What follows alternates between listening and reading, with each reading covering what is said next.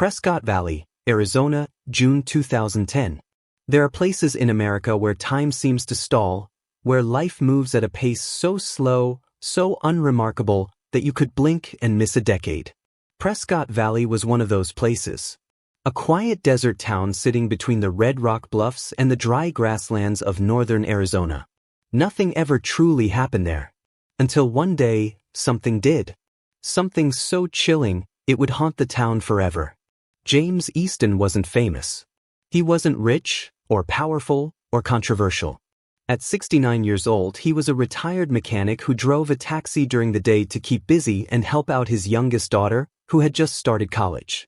He always ended his shifts by 2 p.m., and by 2:30, he'd be home feeding the stray cat that hung around his porch. A routine man in a town of routines. So when James failed to come home on June 3, 2010, his family knew something was wrong. His daughter, Carrie, called his cell phone first.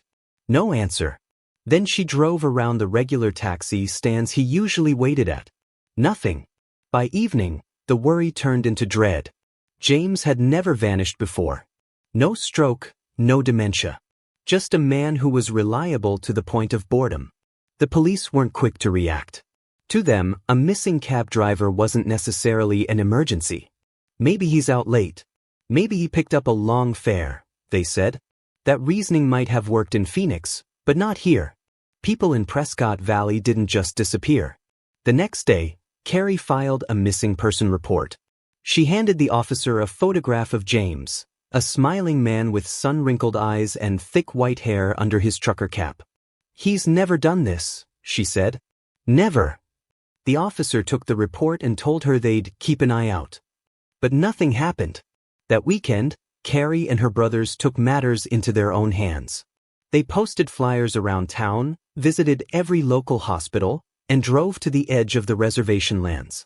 They followed tire tracks in the desert, asked gas station clerks, even questioned drifters. One old man near Chino Valley swore he'd seen James talking to a woman with long black hair outside a rundown motel, but no one else could confirm it. James's cab was gone. No credit card records. No surveillance footage. No activity on his phone. It was like he had been erased. Then came June 5, 2 days later. Greg Stone, a 49-year-old taxi driver from Cottonwood, went missing. He was last seen picking up a lone female passenger from a supermarket parking lot. Greg had a dash cam, but it had been turned off. His dispatcher tried to radio him around noon that day. No response. By 4 p.m., his cab hadn't moved on GPS for hours. It had simply gone dark. Still, the police hesitated. Cottonwood was 40 miles away. Probably unrelated, they said. Coincidence. But coincidences kept piling up. June 7th, Tyler Morgan, a 38-year-old plumber, failed to show up for work. His mother called his phone repeatedly. No answer. His sister said he had been living with his girlfriend lately, someone named Clarissa Monroe. They had met while working together at a construction site. People said Clarissa was quiet, a little strange. She didn't talk much and barely left the house. Tyler's disappearance, though, was chalked up to relationship drama. Maybe he'd left town. Maybe he'd relapsed. Prescott Valley had its share of whispers. And then came the fourth man. June 9th, Mark Henley, a 34-year-old cab driver, went missing just outside Flagstaff. This time, something was different. A fellow driver, Jim Leland, had seen Mark around noon that day. They shared a coffee near a truck stop. Mark mentioned he had a strange pickup, a woman who insisted on going way out toward the canyon trails, off the main highway. She didn't say much, he told Jim. Kind of stared through you. That was the last time anyone saw him. His cab, a white 2002 Crown Victoria, never returned. By now, 4 men were gone. All within 6 days. 3 of them taxi drivers. One of them the boyfriend of a woman no one seemed to know very well. The police could no longer call it coincidence. They formed a task force. Quietly. Internally. They didn't want the public to panic. But they began asking questions. Discreet ones. That's when Detective Isaac Becker stepped in. He wasn't from Prescott Valley. He'd been transferred in from Mesa after working on narcotics cases for nearly a decade. A man who didn't believe in bad luck, Only bad planning. He was meticulous, skeptical, and had a sharp eye for patterns. What caught his attention wasn't just the vanishing. It was the similarity between the victims. All male. All small to medium build. All worked alone. All vanished in broad daylight. And all were forgettable. Not criminals. Not celebrities. Just ordinary, kind-hearted men. Isaac asked the team to compile every missing persons report from the Tri-County area in the past 2 months. He looked for common threads. Routes. Dispatcher logs. Rider histories. He started to see a shadow, not a full picture, but a shape. A woman. Always alone. Always requesting a ride to somewhere remote. Always described vaguely, dark hair, maybe Hispanic or Native American. Mid-30s to 40s. Silent. She was a ghost. But then came the break. Not from police work. From blood. June 10th, at 4:18 p.m., a man stumbled into the Prescott Valley emergency room. His hands were wrapped in a t-shirt soaked with blood. Cuts on his forearms, deep and jagged. A slice near his neck. He was disoriented, dehydrated, sunburned. The triage nurse asked what happened. He whispered one word. Stabbed. The man's name was Victor Ramos, another cab driver. He had been attacked, he said, by a woman who hailed his cab from the Prescott bus station. She wanted a ride north, out past the forest line. Something about meeting a cousin. But when he refused to take the dirt road she requested, she smiled, and then lunged at him with a blade. Said something bizarre as she did it. This is your last stop. Victor had fought back. Somehow managed to kick the door open and run. He abandoned the cab and crawled through brush and sand for miles. He had no idea where he was. But he survived. When Detective Becker heard the statement, he stopped everything. This wasn't just attempted robbery. It wasn't random. Victor fit the same profile. The same route. The same woman. Now they had a face. A voice. A lead. The cab was found 12 hours later, parked behind an abandoned trailer home in Cordes Lakes. A woman was inside, asleep behind the wheel. Her name was Clarissa Monroe. She said she was just trying to get home. But as police cuffed her, they noticed something strange. Her hands were steady. Her face calm. Her eyes didn't dart or plead. It was like she already knew what came next. And it was only the beginning. Clarissa Monroe, the shadow behind the smile. Clarissa Monroe didn't look like a killer. When her mugshot hit the local news the morning after her arrest, people were shocked. She didn't have the hollow eyes of a meth addict or the hard lines of a hardened criminal. She looked normal. Medium-length dark hair, suntanned skin, soft features. Her eyes weren't empty, they were unreadable. That's what unsettled the detectives the most. There was a strange calm in her expression. Like she wasn't worried. Like she already knew how the public would react and didn't care. Detective Isaac Becker sat quietly that morning, reviewing her file. It was thin. Barely 10 pages. No previous arrests. No known affiliations with gangs or criminal groups. No flagged psychiatric history. No weapons permits. Nothing. Clarissa Monroe had been invisible to the system. She was born in 1980, in a struggling trailer park outside El Mirage, Arizona, to a single mother named Darla. No father listed on the birth certificate. Darla Monroe worked part-time at a laundromat and had a record of minor thefts and disorderly conduct charges. Clarissa spent most of her early years in and out of foster care while her mother battled addiction and mental illness. She never graduated high school. Never applied for college. Never filed taxes. Never held a job for more than 6 months. People from her past described her as quiet, strange, kind of lost. Most could barely remember her at all. She was the kind of person that, even if you knew her, you didn't really know her, said one former classmate, Melissa Vargo, in an interview with Channel 5 News. She'd sit in the back of the classroom. Never raised her hand. Never smiled. But she didn't seem dangerous. Just not there. That nothingness, that absence of presence, would become the most chilling aspect of Clarissa's profile. Clarissa had her first child when she was 16 years old. The father? Unknown. The records showed the child, a daughter, was placed into foster care within the first 2 years. Then another child came. then another.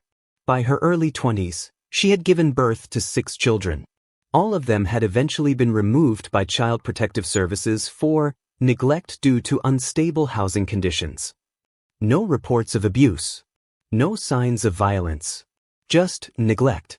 She never fought to get them back. Never filed appeals. Never showed up to the custody hearings. It was as if, once they were gone, they ceased to exist for her. Detective Becker noted this in his report. Clarissa exhibits dissociative behavior patterns and an emotionally detached response to relational loss. The psychiatric team would later confirm the same. She showed no maternal connection, no remorse, and no trauma response to the removal of her children. But if Clarissa felt nothing, what did she feel at all? In 2008, Clarissa was living in a low-rent apartment complex near Buckeye, Arizona. That's when she met Tyler Morgan, the plumber who would eventually become one of her alleged victims. They had met on a residential plumbing job. She was working as a laborer for a local contractor. According to coworkers, she mostly kept to herself, but Tyler seemed drawn to her. Maybe it was the mystery. Maybe the silence. Whatever it was, within 3 months, he had invited her to move into his trailer on the outskirts of Prescott Valley. His family didn't like her. His sister, Madison, described Clarissa as uncomfortable to be around. Not mean, not loud, just She never made eye contact, Madison said during her interview. Never laughed. Never really spoke unless she had to. And when she did, it was short and cold. But Tyler kept saying she was just shy. That she'd been through a lot. It didn't take long for things to change. Neighbors said that after Clarissa moved in, Tyler began withdrawing. He stopped calling his mother. Skipped Sunday dinners. Lost weight. He looked tired all the time. And he was angry, not explosive, but always on edge. Like he was walking on eggshells inside his own house, said his neighbor, Carl Redmond. Then one day in May 2010, Clarissa was seen at a local pawn shop. She sold a man's watch and a silver ring. Both items, it would later turn out, belonged to Greg Stone, the second taxi driver to vanish. The shop owner didn't question it. She had ID. The paperwork looked legitimate. He handed her a few bills and she walked out. That was May 31st, 3 days before James Easton disappeared. Becker believed Clarissa had already begun her plan. But the question was why? She didn't seem motivated by money. The vehicles she allegedly stole were later abandoned or sold for a fraction of their value. She had no debts, no addictions, no lavish spending. She didn't party. She didn't even own a cell phone. Psychiatrists suggested a deeper, darker motivation. A compulsive drive for control and dominance. A hatred rooted in childhood, possibly toward men. But it was still just theory. Clarissa didn't talk. Not in court. Not to reporters. Not even to the state-assigned psychologist. Except for one moment, during her second day in custody, after a detective asked her why she kept choosing cab drivers. She looked at him, expressionless, and said, "Because they always came when I called." That was it. No explanation. No elaboration. No flicker of regret. Detective Becker wrote that line down in his notebook in all caps. He underlined it twice. He couldn't stop thinking about it. Because they always came when I called. For Becker, it was the most terrifying sentence of the whole case. By now, the task force had linked Clarissa to at least 4 missing men, all small-framed, working class, midlife, and vanishing in the same rural region over just 2 weeks. But without bodies, without hard forensic evidence, the DA wouldn't press for murder. Until a call came in from a family who had found something strange in the desert. A circle of disturbed rocks. A foul odor. Something old, something deep. It would take Becker and his team days to uncover the truth buried beneath the sand and stones. But they had found Clarissa Monroe. Now, they needed to find what she had left behind. The disappearances that everyone tried to ignore. The summer of 2010 in northern Arizona came in hot and quiet. Prescott Valley, Cottonwood, Chino, and the scattered, unincorporated patches in between were used to their own rhythm, days that moved with the sun and nights where everything closed by 8:30. Locals waved at each other from dusty pickups, convenience stores doubled as town centers, and if someone didn't show up for work, People noticed. But sometimes noticing wasn't enough. After James Easton disappeared on June 3rd, his family wasted no time. Carrie, his daughter, filed the report within 24 hours. She went to every taxi dispatcher in Yavapai County. Her brothers printed dozens of missing flyers and taped them to gas pumps and diner windows. But with no body, no blood, no crash, the search was like chasing dust in the wind. The police took down notes, logged the complaint, then moved on. And just as they began to forget, Greg Stone vanished on June 5th. Greg was a single father of 2 boys and had been driving taxis in Cottonwood for 8 years. Known for being reliable, clean-cut, and cautious, Greg never took long fares without notifying dispatch. That morning, he'd texted his oldest son around 10:30 a.m. "Quick job out of town. Should be back by lunch." He never came back. His phone stopped pinging at 11:12 a.m. His cab's GPS lost signal shortly after, near a bend in the Verde River Canyon area, a place known more for off-grid cabins and ATVs than people. By nightfall, his sons had called the police. By the next morning, his co-workers were organizing a search party. But there was no sign of the car. No tire marks. No signal. No clue. And 2 days later, it happened again. June 7th, Tyler Morgan missed his shift at Morgan Brothers Plumbing. His foreman called it odd but not urgent. Tyler had been dealing with some tension at home. People around him said he looked tired lately. Withdrawn. He was living with Clarissa Monroe, and it was no secret that she made people uneasy. According to one of Tyler's cousins, Clarissa had been paranoid lately. She rarely went outside.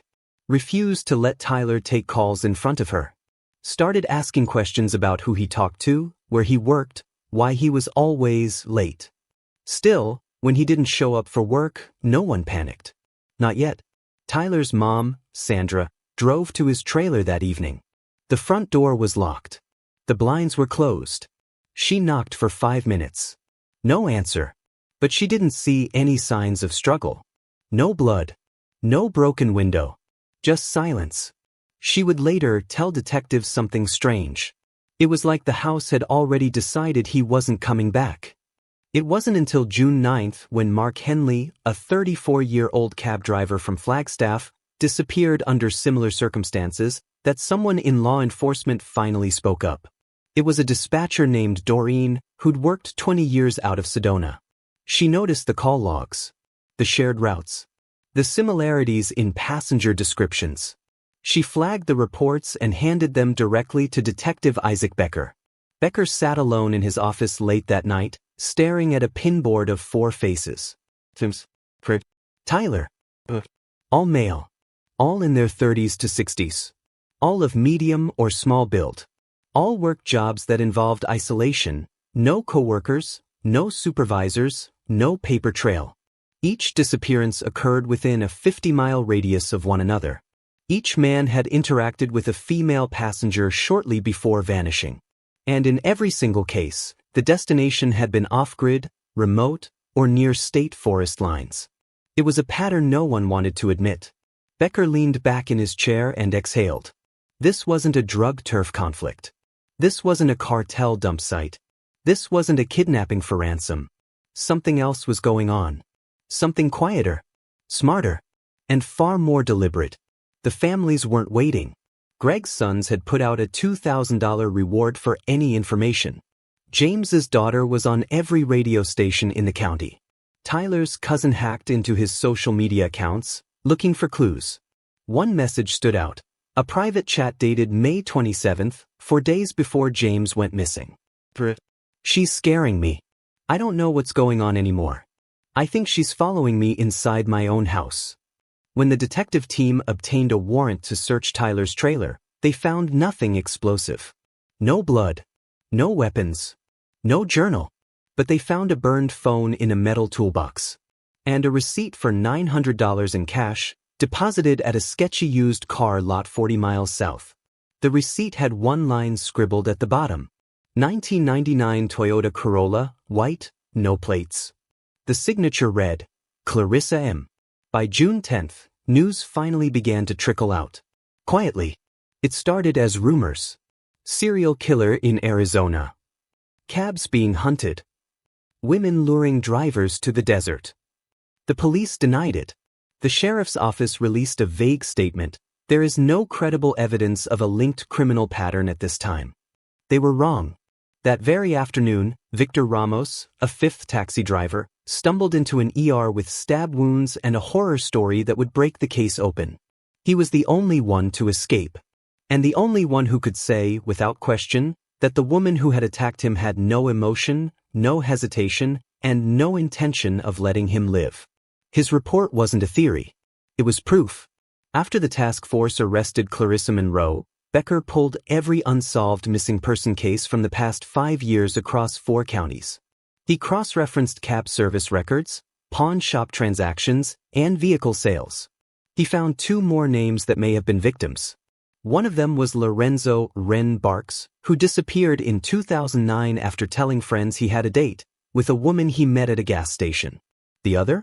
Jose Alvarez, who vanished just before New Year's in 2008. Last seen driving a private taxi route south of Prescott. Both men were lean, average height. Both were last seen driving alone with a female passenger. Neither were ever found. Until a well was discovered, deep in the sun-bleached hills. And everything began to unravel. Victor's survival, and the first real clue. The thing about surviving a murder attempt is that it doesn't feel like victory. It feels like something unfinished. Victor Ramos didn't feel lucky.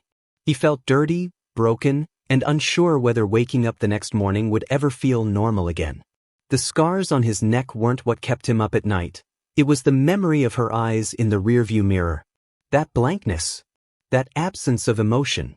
That look that made him realize she wasn't just trying to hurt him. She wanted him gone. It happened on June 10, 2010. Victor was 62. He'd been a taxi driver for nearly half his life, long enough to know when something felt off. He worked mainly in the Prescott bus terminal area. Long days, light conversation, mostly senior passengers or college kids catching rides to Flagstaff. That afternoon, around 4:15 p.m., a woman approached his car as he idled in the shade behind the Greyhound depot. She was holding a bus ticket and looked annoyed. "I missed my ride," she said. "Can you take me out near Mayor? I have someone waiting there." She didn't give her name. Victor didn't ask. She climbed in back seat, driver's side. No bags. Just a brown hoodie, jeans, and hair tied low behind her neck. She didn't smile. Didn't speak again. Just stared out the window. Victor said later he felt an uneasiness settle in immediately. Not fear. Not dread. Just silence. That kind of unnatural silence that draped itself over the air like heavy fabric. They drove in silence for 20 miles.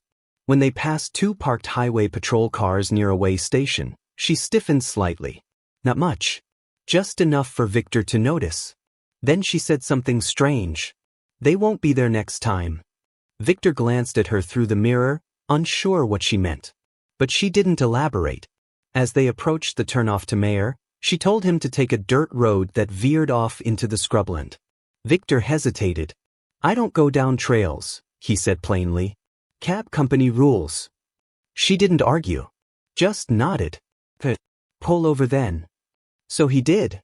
Right off the shoulder, on an open stretch where the ground was flat and the sky above turned golden with late afternoon heat. As the car came to a stop, Victor reached to check the meter. That's when he heard the door lock click. Before he could look back, he felt it, a sharp, slicing pain across the back of his hand, and then another jab near the base of his neck. The woman had leaned forward, fast and mechanical, a piece of broken metal in her hand, gripped like a knife. "This is your last stop," she whispered. Victor didn't freeze. He didn't even scream. His instincts kicked in, raw, old-school survival drilled into him from years of working nights. He grabbed her wrist with one hand, kicked the car door open with the other. The door slammed into the desert dirt as they both tumbled. She landed hard, but didn't let go of the weapon.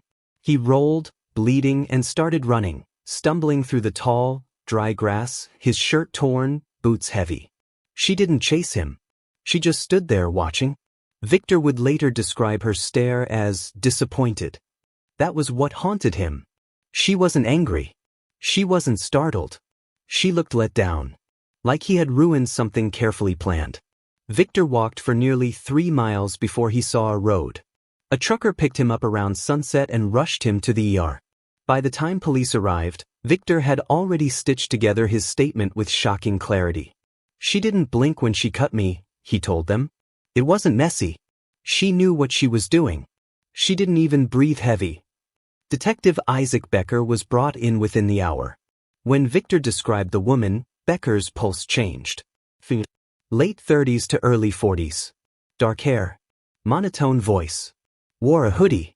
Seemed emotionally flat. Matched nearly every prior passenger description in the 4 missing taxi driver cases. Then came the key detail. She wanted me to go into the backcountry. Toward the hills. But not to any house. She said someone was waiting for her. I don't think anyone was. Victor's testimony was the first true breakthrough. They had a living witness. They had a partial fingerprint, blood smeared on the interior rear door panel. And they had a location.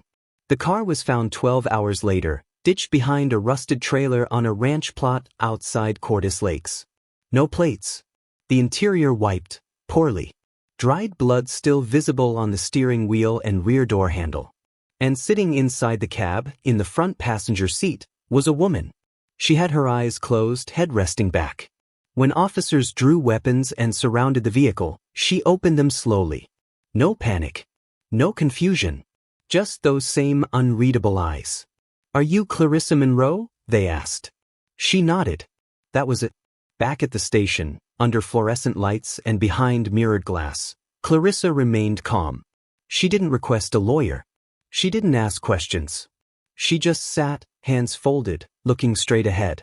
When asked about the taxi, she claimed it was abandoned and she didn't know who it belonged to. When shown photos of Victor Ramos, she shrugged. I don't know him. Detectives tried different angles. Fear, empathy, accusation, silence. She responded to none. But when they read her the names of the missing, James Easton, Greg Stone, Tyler Morgan, Mark Henley, her eyelids fluttered. Just once. That's when Detective Becker leaned forward and asked, Where are they? Clarissa blinked. Looked at him. They're all in the same place. And just like that, the wall began to crack. She didn't confess. Not yet. But something changed. The next morning, after a night in the psychiatric observation unit, she gave her first full statement. And when she did, she didn't talk about money. She didn't talk about mistakes. She talked about the well. The one place no one would ever check. Until now. The well that wasn't supposed to be found. She called it, the place no one ever looks twice. That's what Clarissa Monroe said when asked where the missing men were. She didn't hesitate. She didn't pause. She just pointed to a red X on a map, an old surveyor's layout of land east of Cherry Creek, Arizona. An area too remote for hikers, too dry for ranchers, and too rocky for construction. No official road led there. Just a jagged trail used once by cattle drivers, long abandoned. At first, detectives weren't sure if she was lying. People like her, people who plan this kind of thing, often use partial truths to send search teams into dead ends. But when officers followed her directions, they found something. Something that shouldn't have been there. The landscape was harsh. June in Arizona meant 100-degree heat by midday. A flat sky so bright it seemed to hum. Loose stone paths, brittle brush, rattlesnakes under logs. It took the task force 3 off-road vehicles, 2 state rangers, and a drone to locate the site Clarissa had indicated. And when they did, it was exactly as she described. A depression in the earth, roughly circular, just under 2 feet wide, surrounded by weather-worn rocks that had clearly been arranged by hand. Some were fresh. Some had dirt packed under them, like someone had tried to disguise the opening over time. It wasn't a mine shaft. It wasn't a natural sinkhole. It was a well.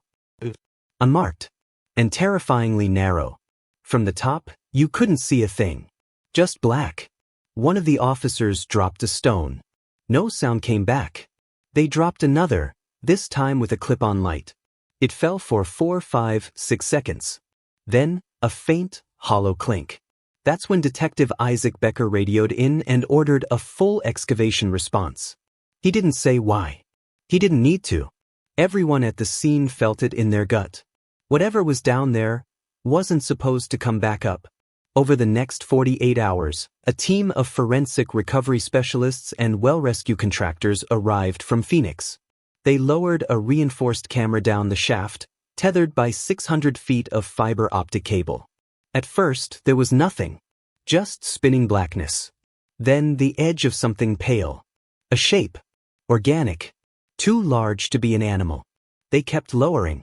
Then the camera caught it, strands of human hair, wrapped around a jagged pipe at roughly 730 feet down. Moments later, something else floated into frame. A plastic wallet. Sun-faded.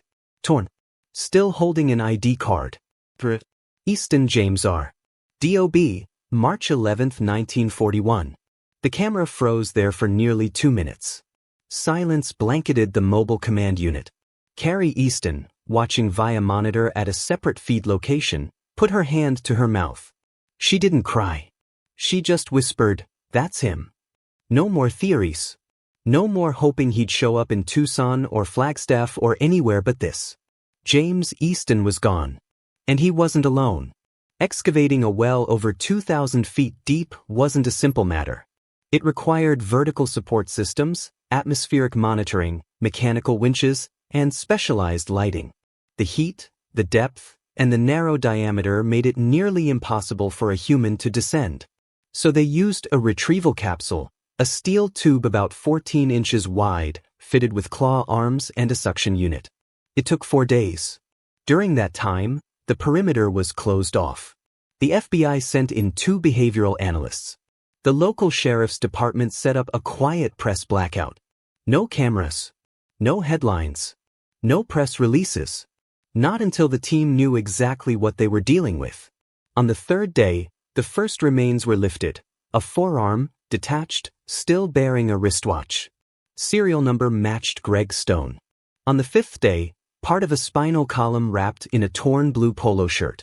Omar Blake. Then another, black work pants, badly decomposed, with a folded receipt still intact in the back pocket, from a gas station in Chino Valley. That one was Mark Henley. All of them were in stages of advanced decomposition. All had sustained sharp force trauma. Multiple wounds, all clustered around the neck, chest, and lower back. Most disturbing of all, one of the torsos had broken ribs consistent with blunt impact from a vertical fall. Clarissa had said one of them was thrown in while still alive. And now they had proof. The area surrounding the well yielded more. Just 20 feet from the rim, officers discovered a pile of discarded cloth, bandanas, a hoodie, what appeared to be a torn glove. Buried beneath a flat rock was a child's photograph, later identified by Carrie Easton as a picture James kept in his wallet. His granddaughter, age 6, taken the year before. That image was all over the news. Not because it was graphic, but because it said everything. Someone had tried to erase these men. Their cars, their faces, their names. But a single photograph, half-creased and sun-faded, refused to disappear. It was human. It was a reminder. These weren't random statistics. They were fathers, brothers, sons. And someone had gone to enormous effort to bury them in the deepest place imaginable. A 2,300-foot shaft where silence lives. After the recovery operation concluded, DNA samples confirmed the identities of 5 victims. James Easton, Greg Stone, Mark Henley, Omar Blake, Tyler Morgan. Clarissa had been telling the truth. But now the real question became why? Why these men? Why the effort? Why the well? Detective Becker asked her again during a second interview. She looked at him, emotionless. They fit. That's all she said. When pressed, she elaborated only slightly. They were small enough to fit through the mouth. That's why I picked them. The mouth, that's what she called the well. Not the hole. Not the place. The mouth. As if it had been eating with her help. Becker closed his notebook. Clarissa Monroe wasn't just a killer. She was a designer. A planner. And her well wasn't a dumping ground. It was her final act. Her exclamation point. Her proof that some things don't need to scream to be monstrous. confessions, contradictions, and the mind of a killer. When the bodies were recovered, something shifted in Clarissa Monroe. She didn't weep. She didn't scream. She didn't plead insanity. She simply spoke. For the first time since her arrest, she began answering questions, not all of them, and never in a way that made sense to most people, but enough. Enough to begin connecting the final pieces of a puzzle that had, for weeks, seemed impossible to solve. Her voice, according to the detectives present, was flat, emotionless, methodical, as if she was recalling errands from last week rather than detailing the systematic targeting and murder of 5 men. And yet, despite her tone, what she revealed sent chills through the entire task force. She described her role as the voice that brought them in. That's how she put it. I'd call, she said, and they'd come. Because that's what they do. They pick people up. That's their job. She made it sound like routine, transactional. Becker asked why she chose taxi drivers specifically. Her reply was immediate. They're alone. Always alone. No one rides with them. No one checks in. No one really cares unless they're late for dinner. It wasn't rage. It wasn't vengeance. It was cold logic.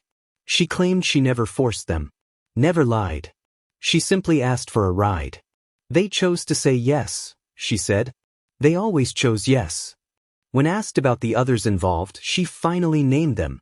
Derek Caldwell, 27, former mechanic, part-time ranch hand, described by neighbors as quiet, odd, kept to himself. One unnamed teenager, identity withheld due to age, believed to have been manipulated or threatened into participation. But what she said next changed everything. She claimed she wasn't the mastermind. Clarissa insisted that Derek had been the one to dig the well. That he selected the location. That she was just used, a lure, a decoy, a bait. He said they were worthless men, she recalled. That they wouldn't be missed. He said if I could get them in the car, he'd take care of the rest. She detailed how it worked. She'd flag a taxi, often at bus stations or remote shopping lots. Always midday. Always alone. She would ask for a ride to an off-grid point, usually near the forest perimeter or in the high desert area. Once the driver turned off the paved road, she'd send a signal, tapping twice on her phone, even when the screen was dark. That was the cue. Derek would be waiting further up the path. The driver would be attacked, stabbed, strangled, or bludgeoned, and then the body would be stripped of anything identifiable and dropped into the well. They covered the opening with rocks. They took the car, drove it to a used lot or stripped it for parts. She said she made about $500 for each job. They weren't people to me, she said. They were deliveries. But Derek told a very different story. He was arrested on June 16, 5 days after the well discovery, at a lumber mill near Dewey. When brought into custody, he didn't resist. Didn't speak until asked about Clarissa. Then he snapped. That woman is sick, he said. She lied to everyone. She made me do things. I thought we were just taking cars. She never said anything about killing people. He claimed Clarissa had manipulated him. That she faked emotions. That she played weak, vulnerable, someone broken you want to protect.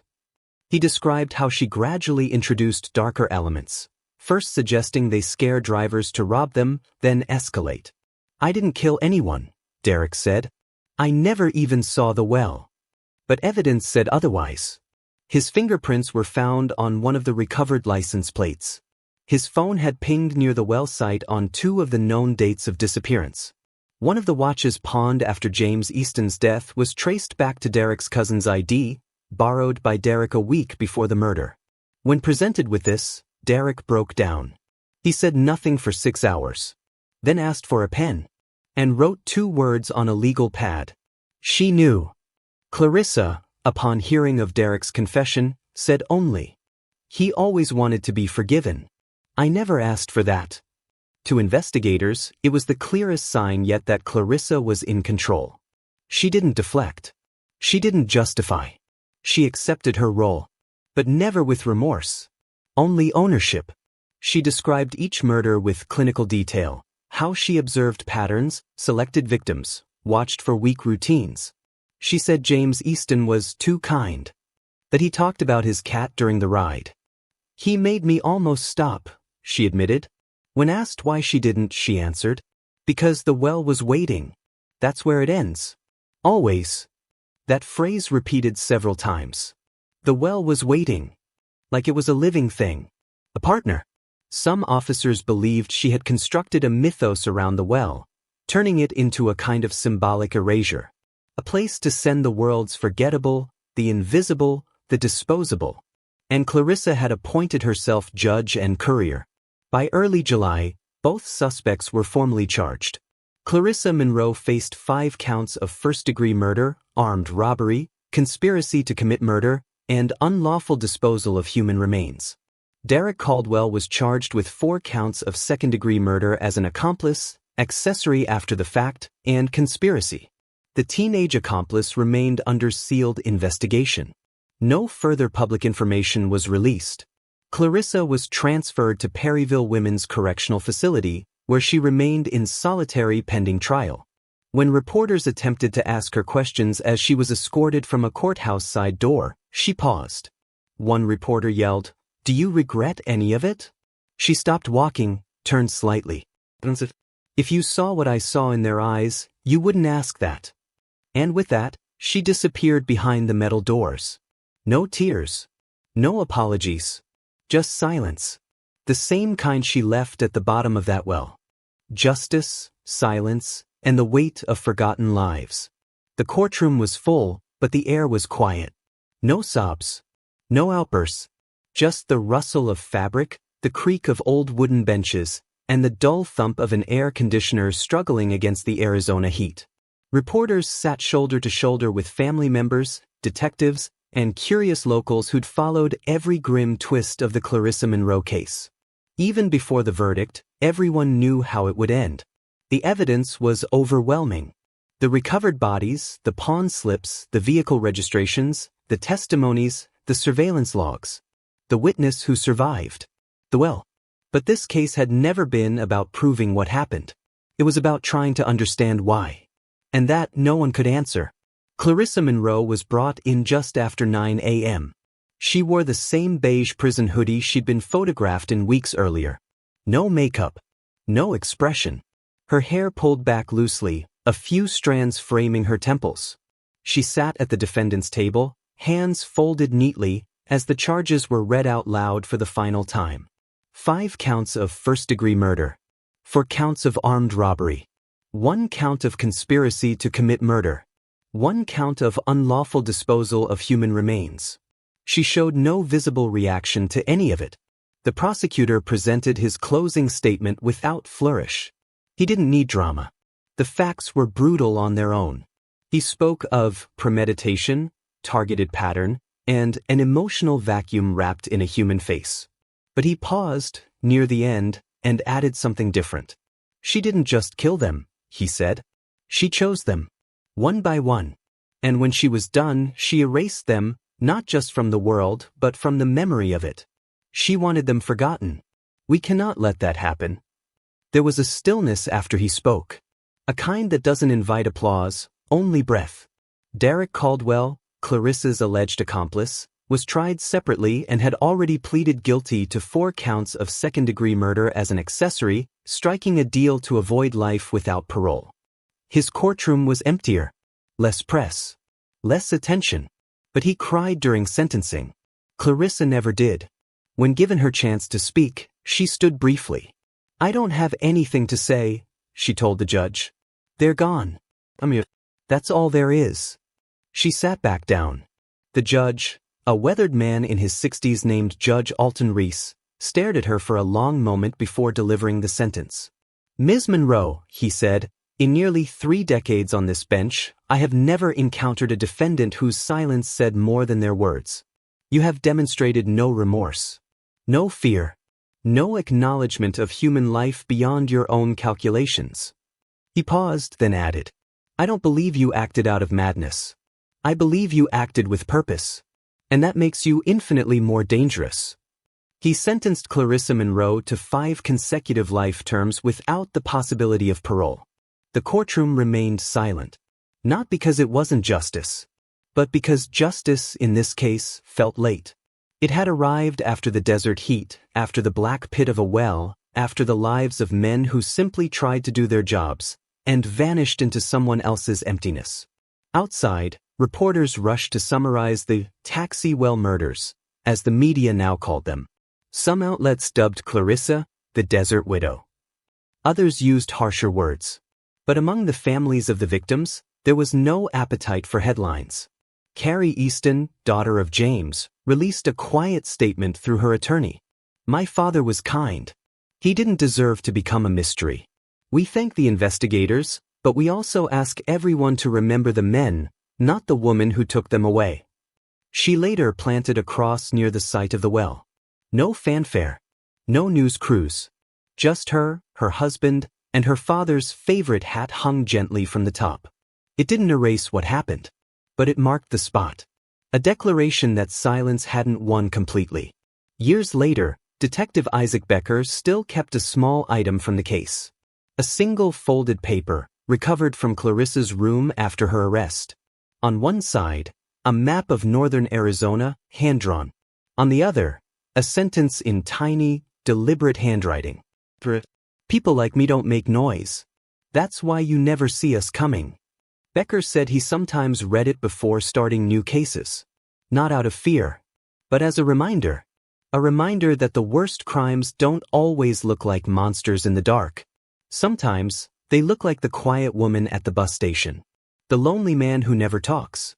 The job you think is safe. The ride you think is routine. Sometimes, horror wears silence. And sometimes, silence gets a name. Clarissa Monroe.